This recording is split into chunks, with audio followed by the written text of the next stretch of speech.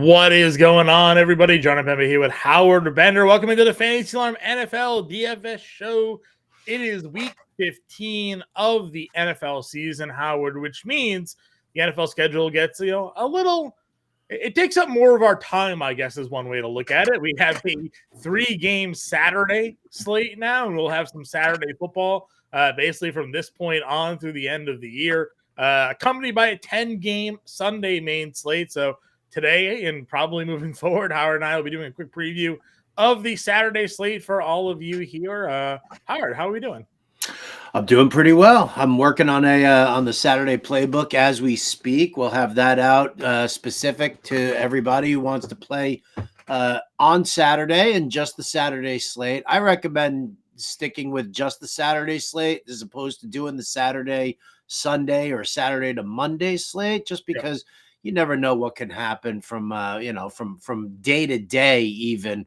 Especially when all the NFL news breaks from Adam Schefter late on Saturday for that Sunday slate. So that's my take there. I only play GPP tournaments on the short slates as well. Mm-hmm. I don't play cash. That's in the that'll be in the rundown of the playbook itself as well. Just to kind of let you guys know. So yeah, have some fun, some GPP tournaments for a 3-game Saturday slate, take some chances.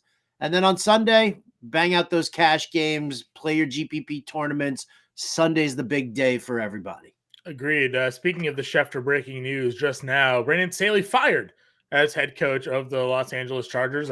That usually happens when you give up like 68 points to the Las Vegas Raiders on Thursday Night Football. So Staley, who the week before made a pretty poignant save that he will be the one calling the defensive plays. Not great there. So we'll have new leadership in Los Angeles. Next year should be a interesting time to see where some of these head coaches move on there, Howard. I got to be honest and say, yes, Brandon Staley should be fired. He's been terrible all year. The defense for the Chargers has been terrible, and that's been his bread and butter. I will say that I do think that there was a lot of last night that really should fall on Kellen Moore. If you've got Easton Stick as your quarterback and you lost your best receiver in Keenan Allen, maybe try and take the pressure off of your quarterback. 15 pass plays to just 7 running plays over the first 4 or 5 series in that game, which immediately you had a fumble from Joshua Kelly, you had a sack fumble from our good friend Easton Stick. Yeah. And so the problem there is that, what is a team supposed to do anyway? You shouldn't have been calling. You should have leaned much more heavily on the run. You did see some nice runs for Austin Eckler, and you did see a nice run from Joshua Kelly, but you didn't stick with it. You ran the ball on first down, then you passed, ended up on third down and long, and you ended up having to pass again or punt. So that's the issue. That's one of the issues I had with that Thursday night game. But Brandon Staley definitely deserves to be fired. We'll see what happens with the Chargers and their head coach hire. And that'll probably determine what happens with Kellen Moore this week also. Yeah, it all went downhill when he decided to not go for the tie in that Raiders game a few years ago, right? Could have both made the playoffs. Well, it's been a problem. When Brandon Staley is a defensive-minded coach and your defense has been as horrible as it's been for the Chargers over the past couple of seasons, that definitely has to fall somewhere. I'd be very interested. Not that we're supposed to be talking about this on a DFS show, but nevertheless, I could definitely see the Chargers reaching out to Dan Quinn, who's got head coaching experience and is a defensive-minded coach. He's also got the experience working with Kellen Moore. Perhaps Dan Quinn comes in as the head coach. They retain Kellen Moore as the offensive coordinator, so the players don't have to learn a brand new playbook again. And then Quinn fixes that defense while the offense kind of stays, similar. I like it. I'm sure you and Jim Bowden will be talking a lot of this on the Fantasy Alarm show, so you can tune into that if you guys are listening here on Friday. Obviously, Bender and Bowden go live Fridays for 5 to 7, I think it is Eastern time. So you can check that out. But as you said, this is a DFS show, so let's turn our attention to the Saturday slate. We're going to go game by game here for the 3-gamer, and then we'll do our traditional positional by position breakdown for the main Sunday slate. So let's talk Minnesota, Cincinnati. We'll start off with the Minnesota Vikings here. New quarterback, Nick Mullins announced as your starting quarterback here. Alexander Madison ruled out, so Ty Chandler is going to be your starting running back, and Justin Jefferson will be active this week here, Howard. So talk to me about this spot for Minnesota going on the road into Cincinnati this week. I mean, I actually don't mind using Nick Mullins as a pay down GPP option here. Obviously, again, it's all GPP for Saturday, so I'll stop differentiating between that. I do differentiate because some people do like playing cash games. I will say where somebody is good for both cash and GPP, and then who's good for just GPP. I like Nick Mullins as a QB here as the pay down. He's got the weaponry. Right. And in Jefferson, Addison, TJ Hawkinson. I mean, those are three absolutely fantastic pass catchers. Ty Chandler's a good pass catching back out of the backfield. And you look at Nick Mullins and listen, he's not terrible, right? I mean, he started games for San Francisco. He's not, you're not throwing in Easton Stick here. You're throwing in a guy who has played at the NFL level for a few years now and has started. Yeah, and has had success, which I think is key. Yeah. So you got him at quarterback. Running back, you mentioned you like Ty Chandler. No worries about Justin Jefferson here, right? Like you just plug him back in like you did last week and, think he's good to go. I mean, I think you can. Absolutely. If you're going to pay up like that, yeah, I think, that's definitely the case. Is he like my favorite wide receiver on the slate? No, probably not. And it's going to cost you, a hefty sum. They're not discounting Justin Jefferson because of last week's chest injury. So I like him. I like Addison probably a little bit more matchup wise against the Cincy corners. Sure. And we've attacked the Cincy secondary all season. I'm sure Hawkinson is still high on your radar this week for Minnesota. 100%. 100%.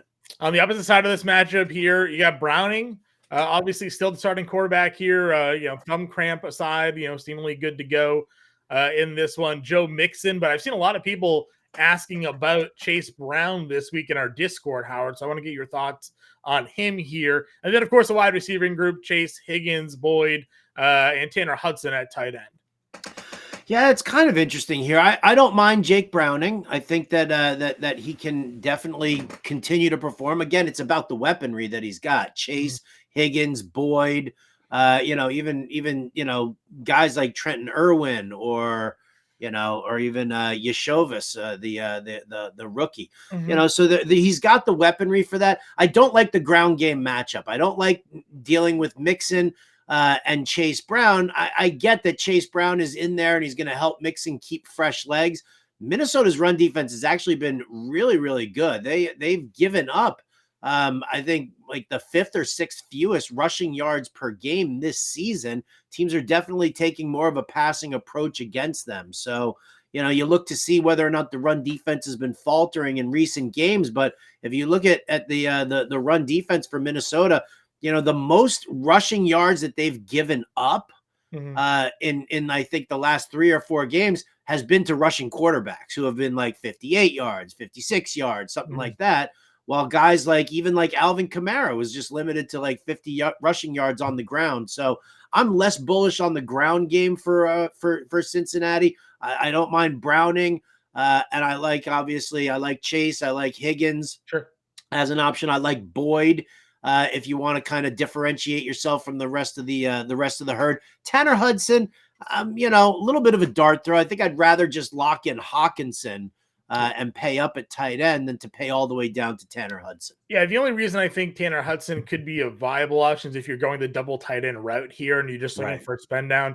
Coop and I go back and forth. I'm sure you've had this conversation, obviously, with him as well.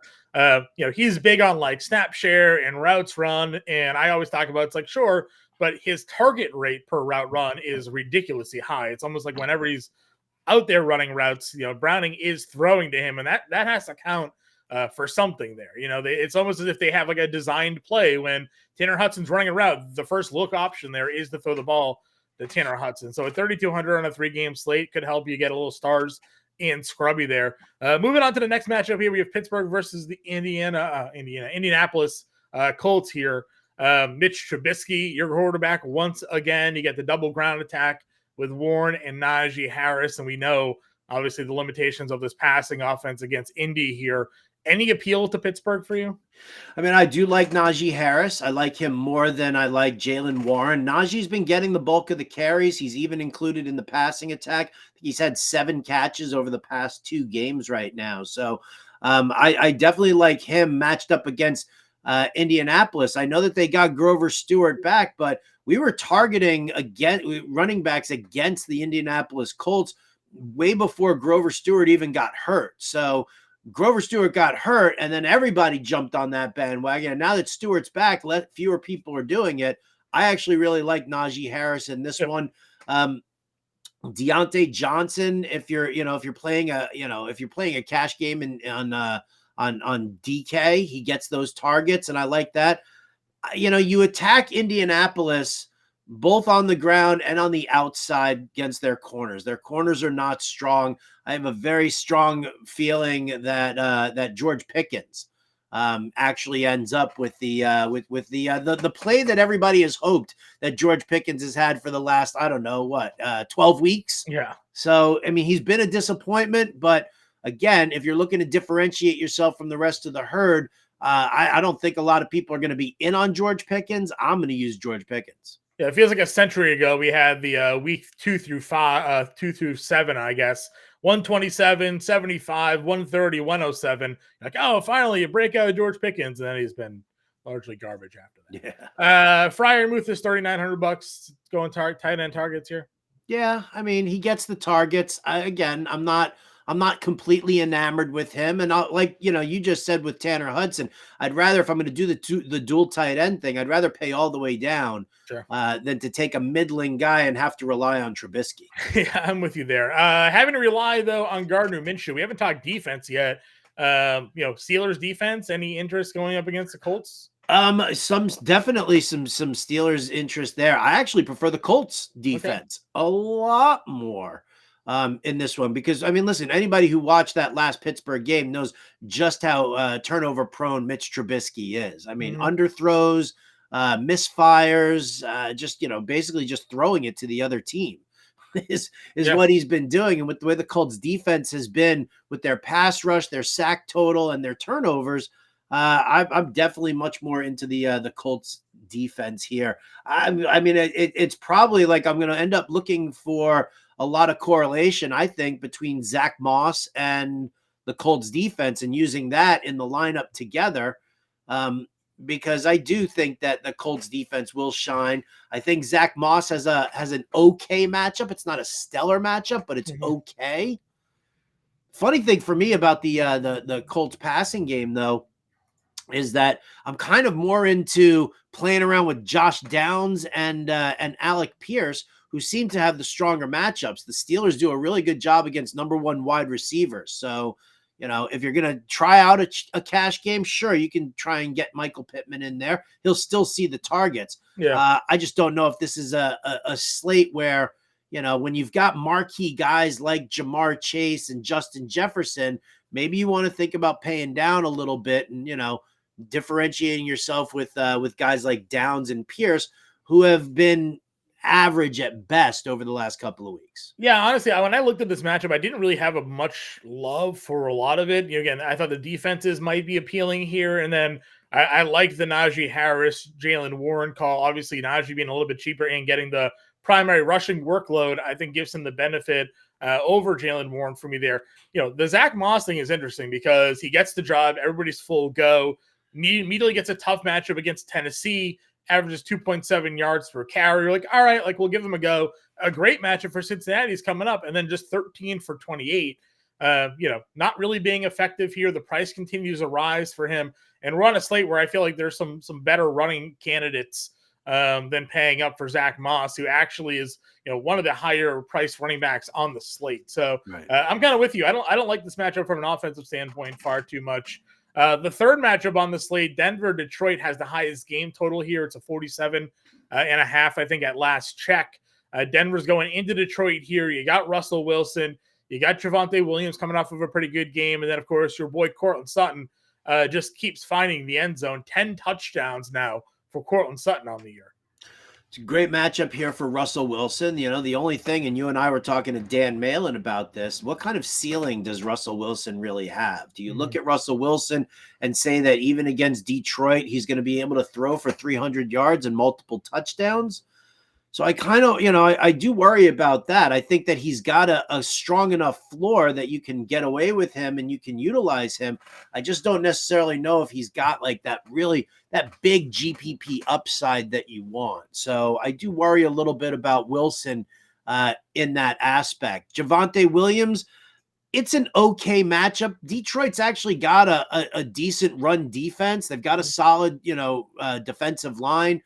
Their corners do a good job if it's an outside zone run, which we know that Javonte likes to do a lot. So I worry a little bit about the Denver ground game. I do like, obviously, Cortland Sutton. I think Jerry Jeudy is in a good spot. And, with the targets and the snap share that I've seen right now from Marvin Mims and, who's the other guy?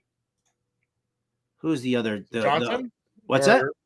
Humphrey? Yeah, Lil Jordan Humphrey. When you see the snap counts and the targets for those two guys, Mims is, Humphrey seeing more snaps, Mims is seeing more targets. But when you look at that matchup over there, again, if you're playing looking for really separating yourself from the herd, Lil Jordan Humphrey actually might be a play that I'd be interested in, especially if I wanted to do a big stars and scrubs type lineup. Yeah, obviously, like the limited targets that he gets, with the fact that he's been on the field for 42 and 57% of the offensive snap, he's out there, right? I mean, on a slate like this at mid price, essentially, if one of these one catches that he gets, if manages to break it for him, I definitely agree with you. The Jeudy one's been such a disappointment here. I mean, the targets have been fine, but he's just not doing anything with them. And to your point, like that says a lot about Russell Wilson, where he's throwing 30 plus times a game, but he's completing in low 60 percentages. And he's not throwing for a lot of yards. So even when he gets a double touchdown game like he did last week, 16 and a half fantasy points. That's not really doing it for you here. So maybe on a 3-game slate, 16 fantasy points is enough given the quarterbacks that are here. Not necessarily dealing with Patrick Mahomes on this slate. So will be interesting to see where that goes. Denver doesn't really have any tight ends we're going to be targeting here. Not Trotman or anything like that. No. So Detroit, however, does have a tight end we're going to be targeting.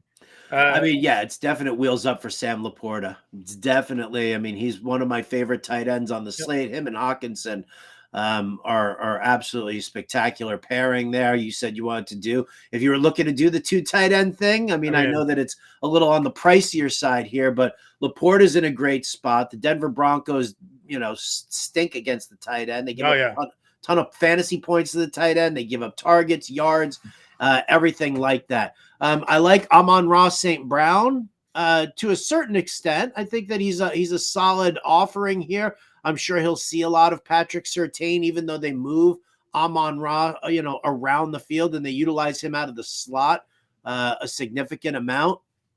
Fringe guys like Josh Reynolds, Jameson Williams, they're in good matchups and they have that appeal, that low ownership appeal that you definitely want to take a look at. But I think the big bulk of what we want out of the Lions this week, I do like Jared Goff a ton. I think that Jared Goff at home is definitely something you have to pay attention to, especially against a defense like Denver. Even though they've been fine, they've been much improved over the last 6 weeks of the season.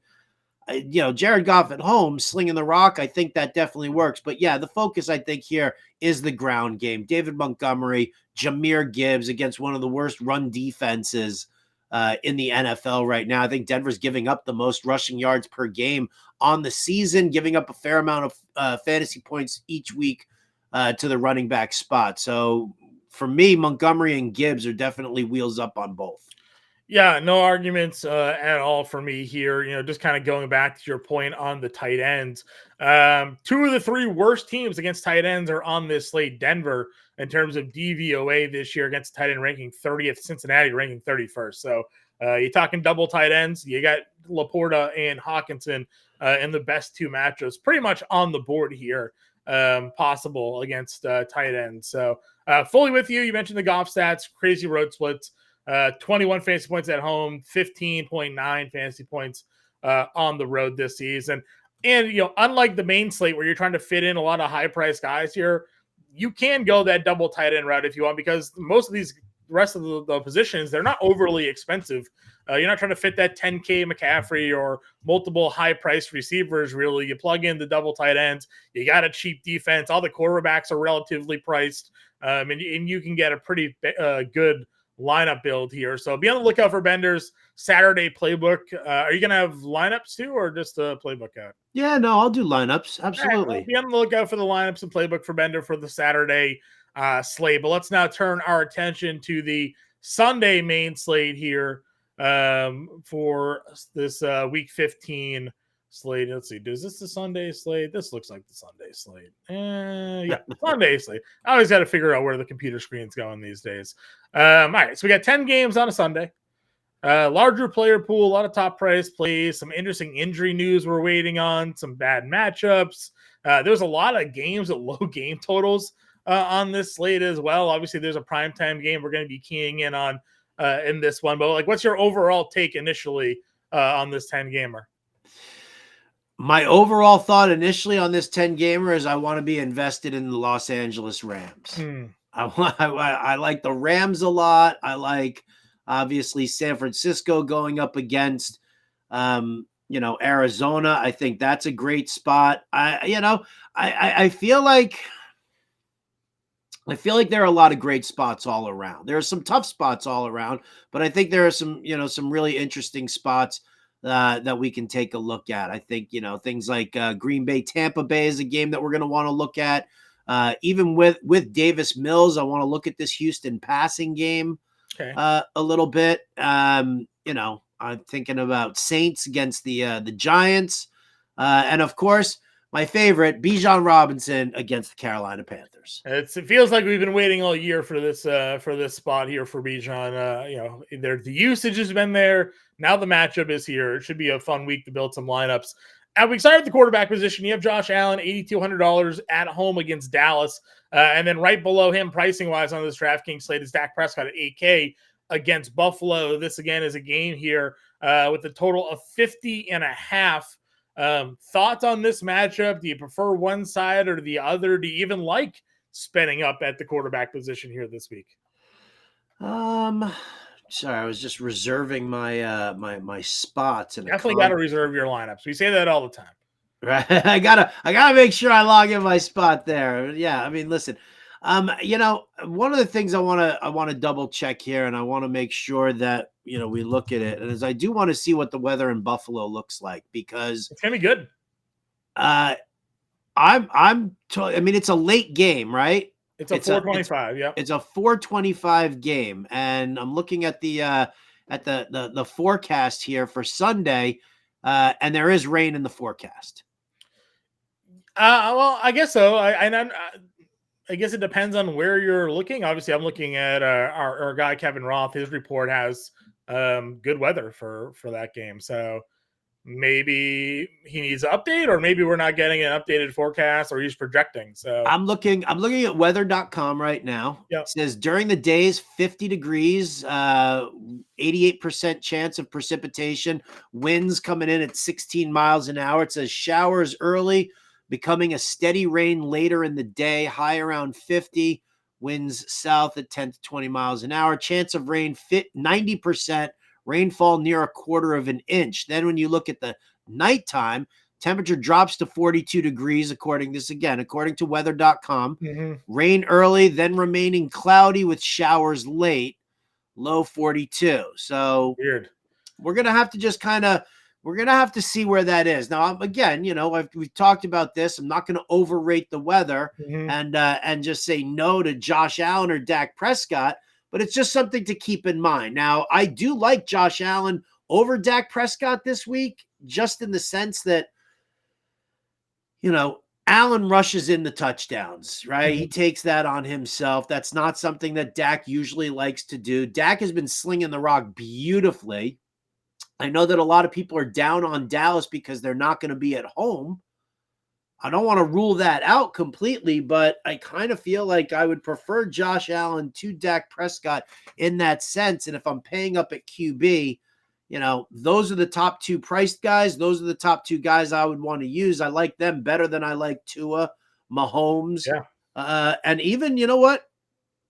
Even with the injuries on defense for the Cleveland Browns, I fall back a little bit away from Justin Fields.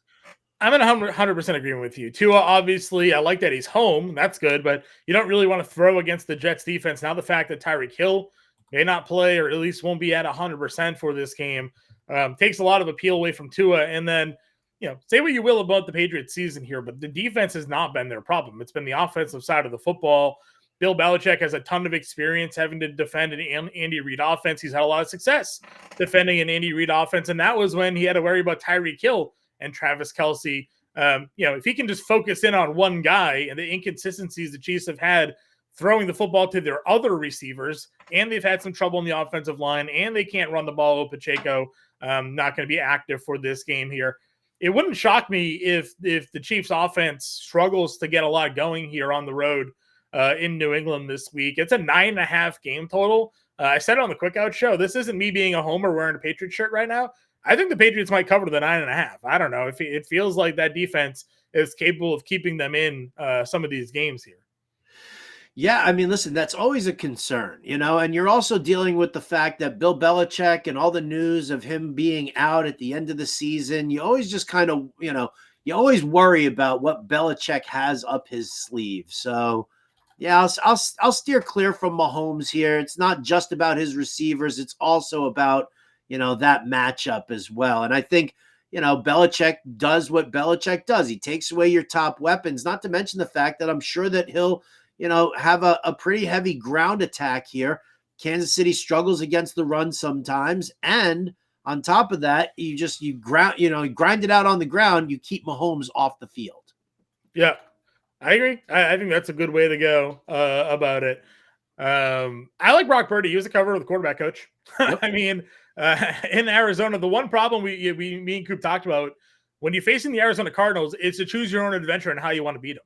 So this could very just well be Christian McCaffrey going out there 3 touchdowns, or it could be Brock Purdy throwing for 3 touchdowns. You kind of have to pick and choose.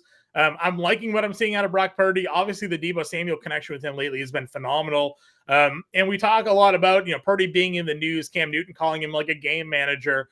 And I think it was fair initially for Purdy to sort of have that. Well, he's in the Shanahan offense. He's just trying not to make mistakes and whatever. He's got a lot of talent around him.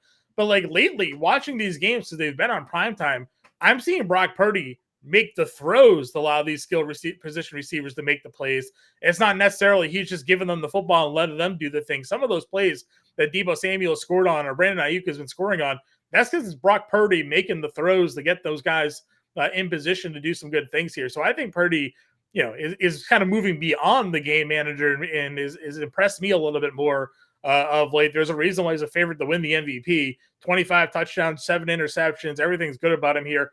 And he's just still under $7,000, and he's going up against the Cardinals defense. Yes, I like Brock Purdy this week at the price point. Again, cover of the QB coach this week. Yeah, I like Brock Purdy a lot. Again, yeah, it's definitely, I mean, it's where you want to go. I'm not sure about utilizing him in the cash game sense just because you do have that Christian McCaffrey situation, but I do think that he's got a high enough floor that we can probably get away with it. I think if I'm paying down, I'll happily use a San Francisco stack. I mean, you can just beat up Arizona over and over again. And that's why, I do agree with you in the sense of using Brock Purdy, because they're not going to overwork McCaffrey. You're not going to, but you can definitely establish that run, have McCaffrey, ball out for a quarter, 2 quarters, and then all of a sudden just be like, oh, okay, well, it's just opened up the passing game and Purdy chucks the ball around there. I like him a lot, but looking a little further down there, I actually like, I like the Stafford Sam Howell matchup. I don't think either defense is particularly good. We know Howell slings the rock. I don't know how many times. And I got to tell you, somebody who literally just sat there watching Matthew Stafford drop dimes to Kupp and Nakua against a pretty stout Ravens defense, this past week. I mean, to me, it's just, this is an unbelievable matchup here. And I think both QBs actually pay off. I mean, this was obviously going to be a popular game stack. Either way you want to go about it. How we know last week, even 12 or before their bye, 12 of 13, just 52% of his passes completed. He ran 2 touchdowns and got you another 20 fantasy points, right? He's now got 4 rushing touchdowns over the last 3 weeks, just sort of adding to what he can bring to the table. Week in, week out in the quarterback coach, I say, Sam Howell doesn't have to be a good real quarterback to be a good fantasy quarterback here. And then Stafford, to your point, at home, just back-to-back now, 3 straight weeks of 20-plus fantasy points. Completion percentages haven't been great, but some tough defenses against Cleveland and Baltimore. Now getting one of the best matchups on the board. I mean, I'm gonna pull up to see what the rostership is, and we got to get that updated on our Fantasy Alarm homepage here momentarily for everybody. But it would not shock me, and I don't think it would surprise you either if, as I pulled this up, Stafford maybe the highest roster quarterback this week. Let's see. He is 17%. Matthew Stafford, your highest roster quarterback. Just below him, none other than Sam Howell. Howell and Purdy tied for the second highest projected rostered QB for the slate. So, surprise.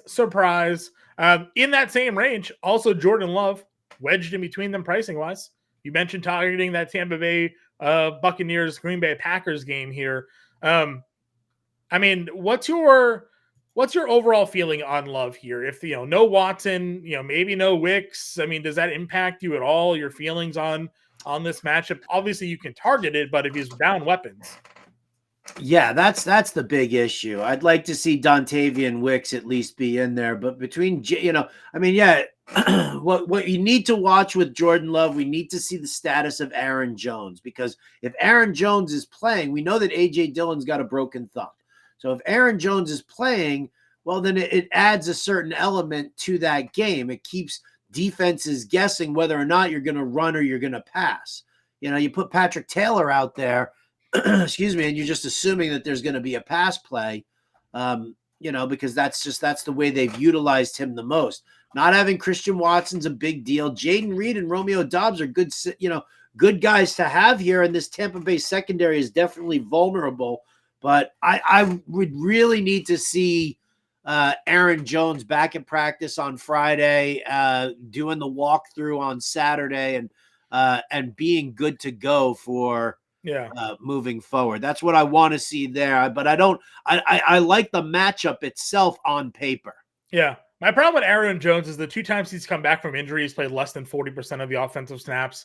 And though they hadn't come out and explicitly said ahead of the game that he was limited, after the fact, LaFleur would do the post game. He's like, yeah, Aaron Jones is on a snap count. It's like, oh, that would have been great information to have, before the game. Where's all the team reporters, doing their job and trying to sniff that information out ahead of time? Instead we have to wait until after the game to find out that he was going to be on some sort of limitation. So that's my lone worry, with the Aaron Jones thing there. But again, the world is playing Stafford and Howell. It makes a lot of sense to do so. Where are you on Joe Flacco here at $5,500? Listen, I'm okay with it. I know he's down some offensive linemen, which definitely kind of affects certain things. But I like this matchup overall. It's a weak Chicago secondary, and he's got decent weapons. Cooper. He likes Elijah Moore a lot. David Njoku's a solid pass catching tight end. I think yes, you can get away with using Joe Flacco if you want to pay all the way down there. Again, not my favorite pay down at the QB position, but, so cheap that, I would be more interested. I'll tell you flat out. I like Joe Flacco, but I might be more interested in utilizing Davis Mills as a pay down as opposed to Flacco if, CJ Stroud is out. So my take on this, and I, it's obviously not a fair 1-to-1 comparison, but like if Joe Flacco is going to be throwing 45 times, what's the difference between Joe Flacco and Sam Howell? Right? They're both not great quarterbacks, but they're getting their I mean, it's not fair to say to Joe Flacco. The guy's got 5 touchdowns and 2 picks in 2 weeks. But I mean, like, he's off the couch, man. He was trying out for, NBC Sports, 2 weeks prior. But if he's throwing 45 times, I don't think Davis Mills is throwing 45 times in this game. I'd rather the volume at home. He's got better weapons. Nico Collins might not play in this game. I mean, what's Davis Mills going to be throwing to? Noah Brown? I mean, I don't. He's got Noah Brown. He's got, they've kind of phased out Robert Woods a little bit. But Davis Mills has spent his entire season throwing the ball to John Mechie and Xavier Hutchinson. Yeah. And if you look at their, the snap count and the targets that John Mechie actually saw last week when Nico Collins went down, that's why I get intrigued. It's a beautiful matchup against the terrible Tennessee secondary. Right? You don't like running against Tennessee. Sure. So the Damian Pierce, Devin Singletary, situation gets a little hinky there for me. So, again, I mean, is Amari Cooper and Elijah Moore and David Njoku so significantly better than, let's say, Mechie, Brown, and Woods with Dalton Schultz in there? Yes, they are 1,000 times better. 1,000? 1,000. I would bet my life that they are better than that trio. Not even an argument. Yeah, again, we've seen what Davis Mills is as an NFL quarterback. It's bad enough that they were the worst team in football and went and drafted a new quarterback. I will say that Tennessee is interesting if Jeffrey Simmons doesn't play. Obviously, that's a big part of their defensive line. Didn't play last week. Obviously, Tennessee was still able to pull off the win against Miami. But there was a lot of success Miami had running the football last week against Tennessee. So if they're missing core defensive pieces on that line, maybe they do lean a little bit more on the run. I just don't see them throwing the volume. And again, yes, name value sometimes is overplayed, but when you're rattling off Xavier Hutchinson and John Mechie and Robert Woods and Noah Brown, that doesn't with Davis Mills, a backup quarterback coming in, it doesn't really still too much confidence here. They're on the road. It's a divisional game. Like to me, Flacco feels like just the better pickup there. Tommy Cutlets. What do we think? I'm not going to do it. I love what he's done. And he helped me win a survivor pool. Yeah, I was gonna say. But now he's on the road. He's in New Orleans. I didn't see a lot from Tommy Cutlets in this game against Green Bay that really lit it up. I mean, did he get away with that pass to Wan'Dale Robinson at the end to win it? Yeah. But like, what were Tommy's numbers in this one here? So he went 17 of 21 for 158 and a score, which I agree with you. Now the outlier here is very clearly the rushing numbers, 10 for 71. But it was good to see the mobility. Yeah. If it's good to see him try to, if you can, run the football a little bit. New Orleans has been down some defensive players here. I'm largely in agreement with you. I just kind of wanted to talk about and give Cutlets his flowers for you after what he was able to pull through, with that situation there. And I'll save everybody the time of talking about Bailey Zappi, but Demario Douglas is going to play this week. So, mention it, just throwing it out there. Let's go to the running back situation here, Bender. CMC is $9,300. Obviously 16 for 145, wasn't able to find the end zone against Seattle. As frustrating as it was, he leads the game off with that 72-yard run. They take him out. Jordan Mason runs it in instead against Arizona earlier this year. I think he had 3 touchdowns. Yeah, 3 touchdowns against Arizona earlier this year. 51 fantasy points in that game. So, surprise, your chalk running back of the week. People are getting to Christian McCaffrey here, as their top spend up. But I want to get your take on the rest of this group. Kyron Williams is actually your highest rostered running back on the slate at $7,500, and Ezekiel Elliott is just right behind him down at 58. So people are pairing up the top price and the value there in the running back position this week. Yeah, I mean, rightfully so, actually. The top price guys who are out there, obviously I love Kyron Williams against Washington. They don't have the defensive line that they used to have, and when they made the trades and got rid of Sweat and Chase Young. It's a great spot for for Kyron Williams. He's a great pass catching running back as well. I'm 100% in there. 100% in on McCaffrey. You can't not be in on McCaffrey at all. And I like Alvin Kamara at 8,600. I mean, I would probably pay up more, the $700 for McCaffrey to Kamara, but again, I'm not going to rule out Kamara in this home start here against a very soft Giants defense, especially with what we've seen from Kamara over the past couple of weeks. He's been utilized a lot more. He's gotten into the end zone for us, which is something that we were kind of worried about. I would love to see if Taysom Hill is out again this week, but he is. No, I'm saying yes. I agree. Yes. That's the key thing for me, because that means he's at least getting the red zone work.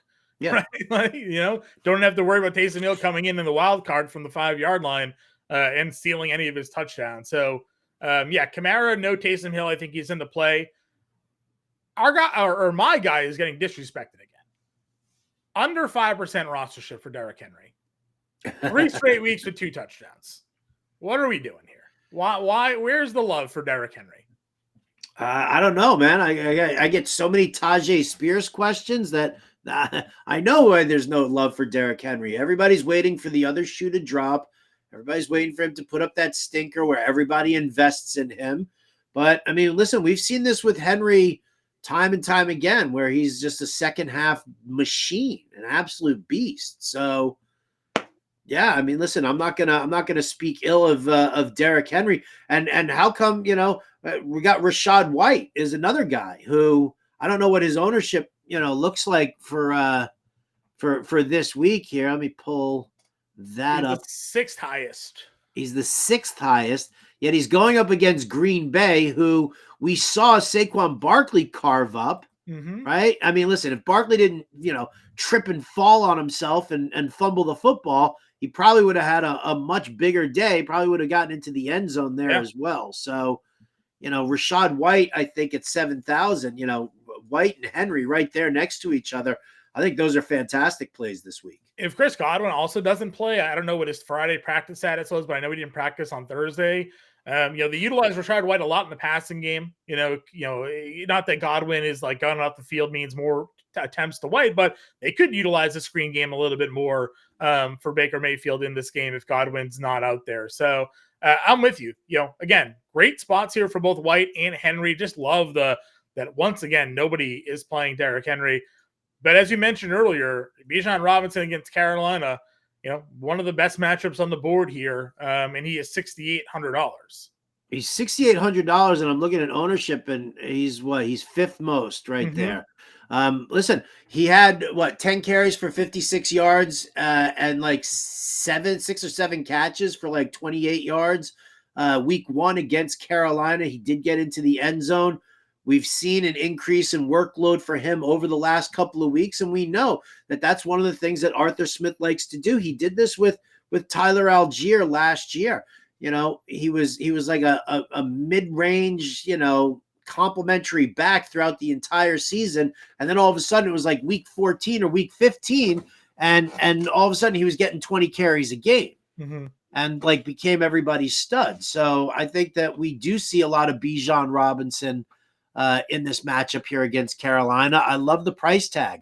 I love my biggest, the thing that I hate the most here is how much I love this, the high price running backs this week, because, where do you go? I mean, between McCaffrey, Kyron Williams, Kamara, right? We didn't even talk about Achane and Mostert. Nope.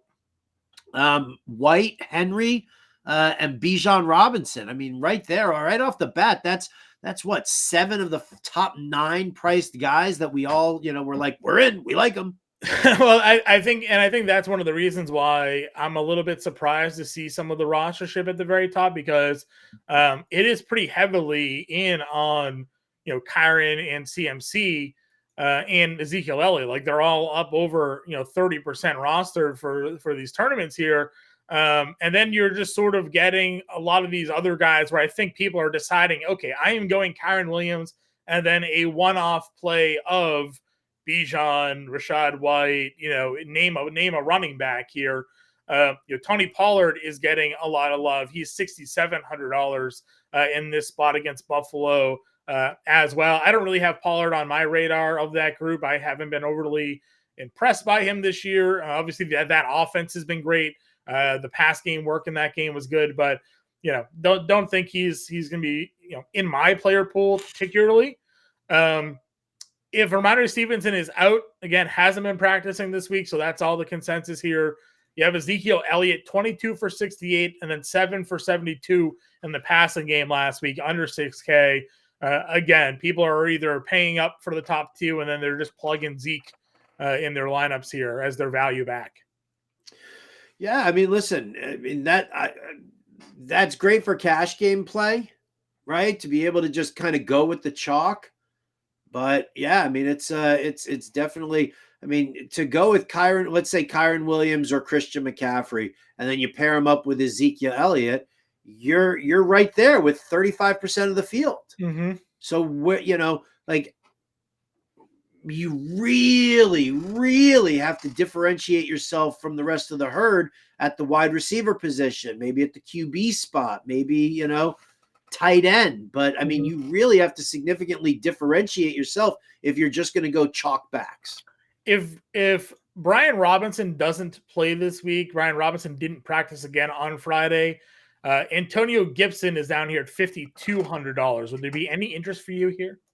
I mean, if Brian Robinson is 100% out, yeah. I mean, you have to be interested in that. This game total is, what is it, 50.5 for the Rams and the Commanders? Mm-hmm. So you have to, I mean, everybody warrants consideration. It's just a matter of what you want to do. So yes, if Brian Robinson is out completely, I would definitely give a look over to Antonio Gibson, and might even look to Antonio Gibson ahead of Ezekiel Elliott just to differentiate myself from the rest of the people. That's kind of where I'm looking at as well here, right? It just feels there's the potential pivot for him as a primary back. How are you handling the Kansas City running backs? I prefer Jerick McKinnon only because I know that Patrick Mahomes fully trusts Jerick McKinnon. Right? We saw him get into the end zone last week. The more faith Mahomes loses in his fringe receivers, and the more we expect Belichick to handle guys like Kelsey and Rashee Rice, then I think you have to float back over there. I don't think Andy Reid's got a game plan here of I'm going to run CEH hard against the number 2, DVOA ranked run defense in the NFL right now. So, McKinnon seems to be the guy who I like more. Yep. Any other love for running backs here? You have Ford questionable, limited at practice on Thursday. Kareem Hunt, obviously, always a limited participant as well. Chicago's run defense has improved a bit, but I know that you do like Ford generally most weeks. I always talk about Hunt's ability to get a rushing touchdown. He had another one there against Jacksonville, 7 now on the season. Would you give any looks here at the Cleveland backs? I actually like Hunt more than I like Ford this week, and it's not even just like locked in because Ford has a wrist injury. When you look at Chicago's run defense, when you look at teams that have played against them, there's a lot of checkdowns to the running back, and it seems to be it's very successful. I don't know what the DVOA here is against running back pass plays, but I'm going to it right now as we're looking here. But we see this happen in a number of situations, and I think that Kareem Hunt, here you go, 29th against running back pass plays, passes per game to the running back, 7.6 for 56.5 receiving yards. So to me, I look at Hunt as being that guy. Now, I know that Ford gets involved in the passing game as well, but with the wrist injury, will they back off from him a little bit and give it more to Hunt? Right. We were all in last week on the matchup for Jerome Ford receptions as they went up against Jacksonville. He had 5 of 6 in that game here. So, if the reception prop total for Hunt or Ford is again set at like 2.5, 3, like it's been, like I don't mind taking a little peek at the over there. Any other running backs for you? No, No, I don't think so. I think, throw a dart at Tyler Algier at 4,400. Yeah. I mean, if you're really looking, if you're like a max, if you're a max lineup entry into, the big ones. And then, I will look a little bit at Patrick Taylor if Aaron Jones is also out, Okay. just because he's 4,300 and, for shits and giggles. Sure. Going over to the wide receiver position here. Again, Tyreek's your top price guy. Not a great matchup, but he's hurt. You go down to CeeDee Lamb, Stephon Diggs, and then you have a drop off in pricing going down to Cooper Kupp, who, again, given that matchup and knowing where we are going at the quarterback position, I have to imagine we're going to have some love here for Mr. Cooper Kupp this week. Cooper Kupp, Puka Nacua, both of those guys. I think there's, I prefer obviously Kupp over Nacua, but I think both are definitely in play. Tough to stack both of them, especially if you want to pay up at the running back position. But yeah, I dig that. I do. As far as Lamb and Diggs, listen, I don't hate either one of their matchups. They move Diggs around enough that I'm not, too worried. I don't think they're going to have Stephon. I don't think they're going to have Stephon Gilmore shadow him. I'll look more into that, but with Lamb and Diggs, I think you're dealing with elite wide receivers who, to me, transcend a lot of matchups. I'm more kind of interested in. I mean, they've priced up Mike Evans to a spot where I don't really, I like him a lot, but it's Jair Alexander that he's going to face. So. We'll see what happens there. It's the Debo Ayuk thing, right? Debo at 7,700 and Ayuk at 7,200. Close enough in price that, you can kind of mix and match depending on your needs. But believe it or not, I actually like Ayuk a little bit more in this one here because, I feel like everybody's going to be in on Debo. Yeah. Ayuk 6 for 148 in that game against them earlier this year. So great spot. Nacua and Kupp, believe it or not, you're not as chalky as maybe would have initially expected here. Now the chalk plays are all the value guys, but Nacua and Kupp both coming in around 13 and 11% here.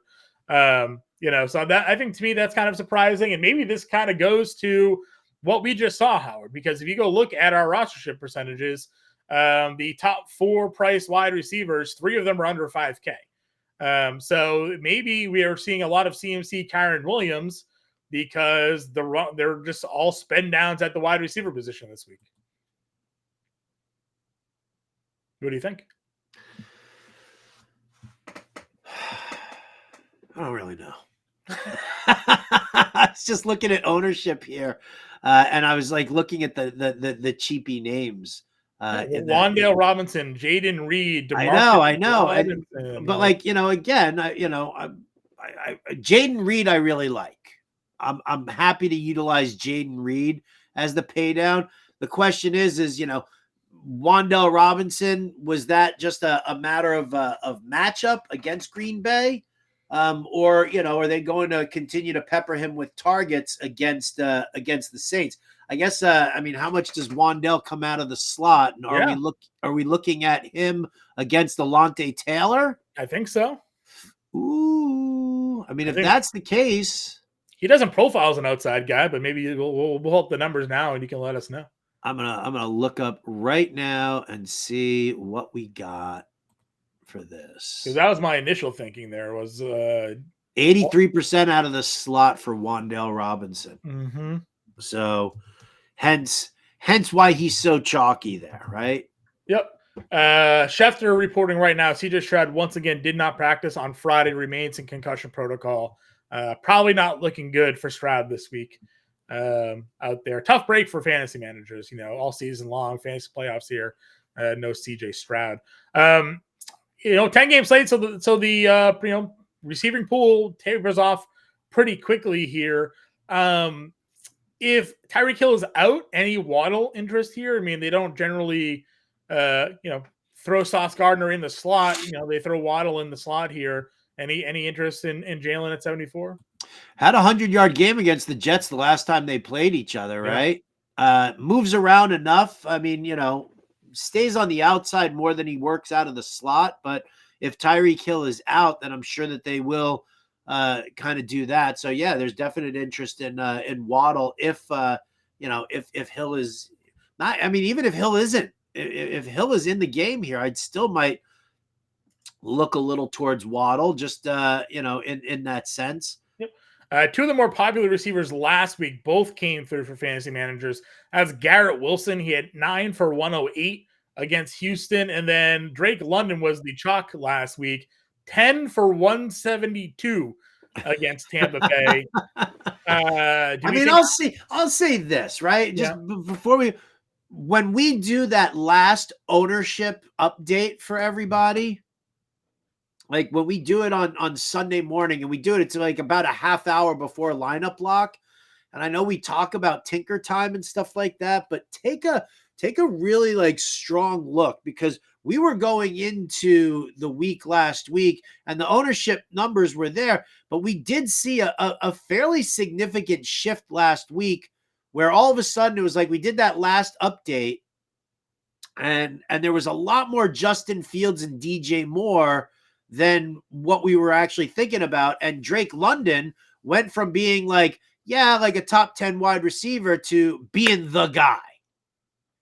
And I think that it definitely tells a story, right? As far as like, where the majority of people are at and who could pop and who won't pop. Yeah, I think that's sort of like the biggest thing, right? So I am super intrigued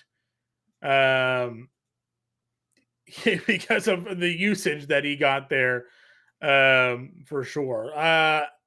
More guys in the mid-tier. Anybody sticking out to you? I mean, Dubs is 53. A lot of questionable plays down here. Jaden Reed's 49. Samuel Dotson, Elijah Moore, had an okay day there. Any other plays for you in this range? Let's see. Did you say DeAndre Hopkins at 62? I didn't. Revenge game narrative. I mean, he's in the division. It doesn't matter. But 24 targets the last 2 weeks with touchdowns. I kind of right. Like I mean, how do you not look at him against Houston, who has been struggling in their secondary for the last couple of weeks? Agreed. Everybody was down on the DeAndre Hopkins move to Tennessee, and while it certainly hasn't been like the best season, he's going to come out of it with 1,000 yards and maybe 10 touchdowns. So, who was right, who was wrong there when it comes to the fantasy community with the landing spot. If him and Will Levis continue to sort of develop some chemistry, then certainly going to be in play on it for sure. Damari Douglas is getting around 10%. Again, he's going to be active this week. He'd been the Patriots' leading receiver before the concussion there. Any love at 3,900? For who at 39? Mario Douglas. Yeah, I mean, some, I guess. I mean, I think that, again, I have a hard time. I feel like Belichick's going to do a lot of running the football. Yes, there will be some passing, no doubt about it. Will Demario Douglas see a ton of L'Jarius Sneed in coverage? Are they going to float some safety help his way? Is there enough to get all those targets? I mean, there's definitely, especially given, what his projected ownership is right now and finding pay downs at the wide receiver position, there's definite interest in there. The question is are there others, in that price range that we might look to even more, Mingo's a tough guy, tough one to look at. Shakir's a tough one to look at as well. I'm sure a lot of people are going to go to Demarcus Robinson down at 36. Yeah, I get the 10 targets, but like that feels like an outlier, right? I mean, that was I don't know. Oh, I'm not particularly into Demarcus Robinson all that much either, but I don't find myself going much more. I know you mentioned John Mechie here, 5 targets, he's going to get the workload. Hasn't been overly exciting, but could see some interest there. Coop mentioned all the snaps Lynn Bowden's getting. I mean, he's not doing a lot with them, but he is playing like 80% of the offensive snaps the last 2 weeks. I think I'd kind of rather look at at the Arizona wideouts, just in the sense of, potential garbage time in that game. Sure. I mean, who thought Joshua Palmer was going to have 130 receiving yards and a touchdown last night with Easton Stick? Right. But the game got completely out of hand and the Raiders defense took their foot off the gas, or the are the 49ers who, earlier in the season, we were targeting against the 49ers secondary that it wasn't as strong as we thought. So if Michael Wilson plays, do we give him a look maybe? Do we look at Rondell Moore working out of the slot as a possibility? I think those guys in the low threes, I might have a tendency. I'll look at them probably before I'll look at like Demarcus Robinson or Khalil Shakir. Sure. I think that's fair. All right, let's move on over to tight end. And also, we just got official word. Brian Robinson is out now. So Gibson, what is Rodriguez's price at? Just if we want to just do super dart throw board here. $4,500 Chris Rodriguez. Any interest here?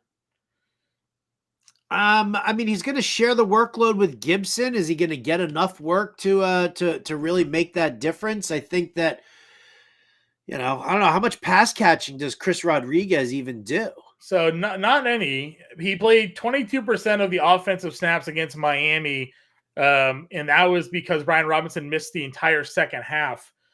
Is there a chance that Chris Rodriguez gets 40% of the offensive snaps as like the primary, early down back in this game? I mean, it's definitely a problem. Do you like him, John? I think he's worthy of a dartboard addition. Okay. I think that's. I can dig that, but he's not somebody that if you're only building like 4 lineups, is Chris Rodriguez a name that you're putting in there? It all depends on. I mean, only in a full game stack, I think, would you maybe consider that? Because if he gets that one-off touchdown, everybody's playing Antonio Gibson, you get the cheese there. So all right, I mean I just think that's something to basically differentiate for people. Oh, yeah. To, let them know if you're game stacking. Chris Rodriguez is a fantastic pay down in that game, 100%. I'm excited to see what the ownership ends up being when we get this updated with the B-Rob news out here. All right, let's go to tight end.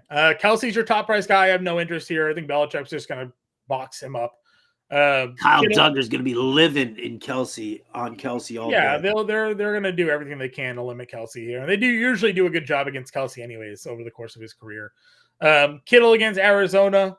McBride. Coop told a lot of people to play McBride yesterday during the our start sit segment on the Thursday Night Football show, even against San Francisco. Where are you with McBride this week at 5,200? In season long, I'm starting McBride. I'm fine with it. Depends on what your options are. But when it's DFS, I don't know. I mean, I think Dalton Schultz is in a much better spot at a few $100 cheaper. I worry. I'm with you on Kelsey. I'm not really that interested in George Kittle either. There's just too many mouths to feed. And why am I going to pay up at tight end at $5,800 if I don't have to? Kincaid's got the shoulder issue, not to mention the fact that Dawson Knox is around. And then McBride, who, yes, I think he will see targets. If you want to utilize him in a PPR, full point PPR format, that's great. But I'm kind of looking a little further down. I think, Schultz is a better option. I think Jake Ferguson warrants attention given his red zone touches. David Njoku, the way he's been used. Hell, even now with Grant Delpit being out and on IR, Cole Kmet even pops a little bit more for me. Yeah, the Njoku one for me was obviously where I like to see. I mean, the 8 targets. Is he going to get 2 touchdowns again? Probably not. But of course he is, John. Of course he is. He got 2 touchdowns last week. Why wouldn't he? Right. I'm just loving the target share for this guy. Yeah. It doesn't matter who the quarterback is. Once it wasn't Deshaun Watson, everybody's throwing to David Njoku. So I'm perfectly fine going here again at $4,700. To your point, you were all in on Isaiah Likely last week. The Rams, one of the worst teams in football against tight ends. We got the 1 target game from Logan Thomas. We had that earlier this year, and then they went right back to him heavily against the Giants. I think Logan Thomas is a good dart throw this week at 3,700 in a game stack. I think Logan Thomas can be a one-off used as well. I am not against that. I'll use him as the Washington representative coming back against my Rams stack. Mm-hmm. The Rams, and I said this about Likely last week, right? I mean, he's in that role where he's in that Mark Andrews role, and he sees the targets. And we saw that with him against the Rams. But first and foremost, how vulnerable the Rams are, against the tight end. They're a bottom 3 team against the tight end in DVOA. And I think they give up the second or third most fantasy points per game to the tight end position. It's a position that just kind of gets left off in a number of ways. And just like we saw with Isaiah Likely getting freed up because they're paying more attention to Odell Beckham Jr. and Zay Flowers, you're going to see that with Curtis Samuel and Terry McLaurin, and maybe even splash in a little Jahan Dotson. Logan Thomas at 3,700 is probably going to be locked into, I would say I would have close to 100% exposure to Logan Thomas this week. Listen, and the one thing we talk a lot about is like, what kind of tight end are we talking about? Sometimes we get these matches like, oh, the Rams are so good against tight ends, and you have a tight end that isn't really used as a receiver or a pass catcher in that offense. Logan Thomas isn't a blocker. He's a wide receiver. So he's going to be a guy that's running routes. He's going to be out there to get looks. And again, I'm not going to hold against what just happened to him in Miami. That entire offense sucked. Howell threw half the amount of pass attempts he usually throws in a game here. I don't see that happening. If Chris Godwin is out, where does Cade Otton rank for you in this spot against Green Bay? Absolutely. I like Cade Otton a lot. The cheaper tight ends that I like Cade Otton a lot, and I like Tucker Kraft a lot here against Tampa Bay. I like them both, right? Like the 2 tight ends have such great matchups because we've seen that Tampa secondary be so vulnerable, particularly across the middle.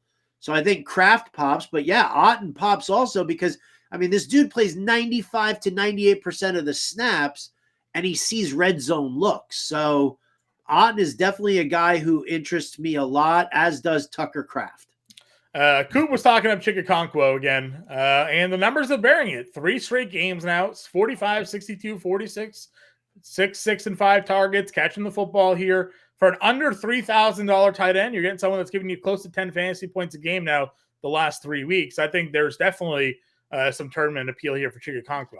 His average depth of target has significantly increased over the last 4 weeks of the season, and that's something to pay attention to, especially if you're paying down under $3K for a tight end. So I do like Okonkwo as well. A name that you actually passed over, I'm curious as to your thoughts. Darren Waller is expected to be back this week. I guess my worry is there's some level of limitations here, but obviously, he is better than a $4,400 tight end. How much work has he had with DeVito? What's his snap share going to look like? I think there's a lot more questions than there are confidence points for me when it comes to Darren Waller here. Darren Waller might be the next week play. I want to see Darren Waller get through this game healthy, see what a snap share looks like, see what DeVito's looking like in an offense. I don't know who the Giants even have next week. It might not even be a good matchup for them, but I think I almost want to wait and take a wait and see approach here. They have the Eagles actually, so they have the best tight end matchup on the board next week for the Giants. So yeah, let me see what Darren Waller does, and then maybe I'll look at him next week against the Giants. If you're playing a tournament though, sure, why not? No one's probably going to be in on him. Much in the way no one's probably playing Kyle Pitts, who's running 90% of the routes and getting looked from the end zone last week. If you wanted to go in that range, sure, that's fine too. But I'm living in the Logan Thomas, Cade Otton, Chikakonkwo realm. And you're a good shout out on Tucker Kraft. I kind of just skimmed by him, but definitely worth a look. I want to go quickly back to Tampa Bay here. If Godwin is out, who gets the rub? We have a $3,100 Trey Palmer. Is that a guy that steps in for Chris Godwin here? Yeah, probably. I mean, I think Palmer, of all the fringe receivers that Tampa Bay has between Palmer, Devin Tompkins, Palmer's the guy. I mean, he's been, last week he saw 85% of the snaps. He was seeing between a 60 to 75 on average percent snap share there. So yeah, Trey Palmer, if Chris Godwin is out, Trey Palmer could be that nice little, that deep dart throw that we like a little bit more maybe than some of the other guys that we're dealing with, like a Demario Douglas or somebody like that. Yeah, I'm trying to see. So David Moore played 21% of the offensive snaps last week. I'm trying to see the Godwin. Godwin did practice Friday. Okay, so we're talking about all this stuff, but it seems like he's going to be good to go in that game. So all for naught. I still like Cade Otton. That doesn't take away Cade Otton love for me at the price tag, but it looks like No, Godwin it definitely doesn't take away any love for Cade Otton. No. All right, defenses here. Elusive. Where are we paying for the defense? I like the Saints this week against the Giants. I think it's a potential of time, losing for Tommy DeVito. We'll see what happens there. I like the Falcons on the road, even against the Carolina Panthers, who I think they are a bit of a hot mess. Mm-hmm. I think you could probably might be able to. I know that you love Joey Flacco, but I think the Bears defense might be in play here. I'll tell you what, the Cowboys defense at $3,200, with the way Josh Allen turns the ball over, I don't hate the Cowboys here. No, that was the one name I wanted to talk a little bit about, because we've done this before, right? Where these, generally considered good defenses go and face a good offense, and they get a big price decrease in the algos. They think a lot of points are going to be scored against them, but Dallas gets after the quarterback with pass rush. They can certainly turn the ball over, and now they're facing the quarterback that does turn the football over. Now, sure, they can definitely give up points, but they just gave up. Recently they had given up a lot of points. What matchup was it, or do I have them confused? Seattle. They gave up a ton of points to Seattle. Yeah, right. And they ended up losing a point in that game. I thought there was a game where they gave up points, so they had just had a boatload of sacks and turnovers. Maybe I'm confusing them with somebody else, but we've seen other defenses give up points and get the turnovers and sacks, and they're able to come through with it. So I don't mind. And if you're right, if the weather ends up being what the Weather Channel is saying and not what some of the fantasy weathermen are predicting, then that could even be a little bit of a better spot for them there. Let's see. Is there anybody else? Probably not. $2,300 Patriots defense. Would you go the Rams? You know how much Howell gets sacked. Yeah, it's definitely a possibility to go with the Rams. I think so. I think what you can do is, if you're stacking Rams, if you wanted to get a little funky and do Stafford with Kupp, and I'm sure we're gonna see a lot of Stafford, Kupp, Demarcus Robinson, right? Or Stafford, Puka, and Demarcus Robinson. Go the other way and just use Kyron Williams, and then use that Rams defense for some correlation there as well. And I think that that's definitely something that you can look at. One of the things that you just, it's funny. And I took a lot of shit from people for saying no about the Raiders defense last night. Some people were like Saints or Raiders, or Cowboys or Raiders. And, and I get that Easton Stick is, he's a mess and whatnot. But, you look at the teams, for me, looking at defenses, because everybody chases touchdowns. And if you look at the final outcome, how many turnovers? I mean, there were 4 fumbles from the Chargers, right? Which is, that's a rarity, right? I mean, that's just that to see so many guys fumble and give up the ball and stuff like that.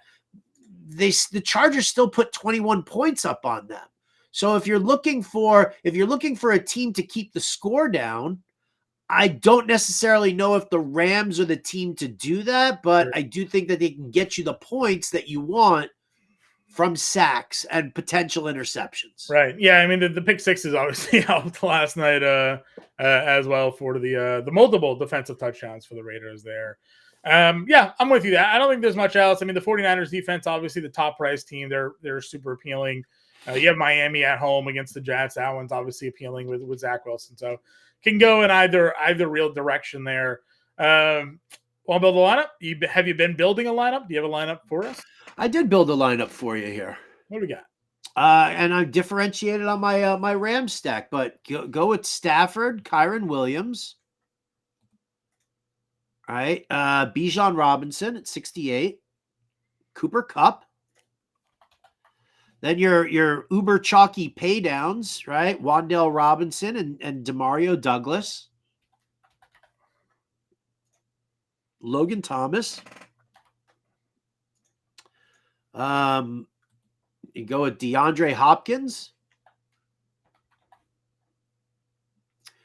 And take your pick on defense, man. You might as well just go with 49ers. Yeah.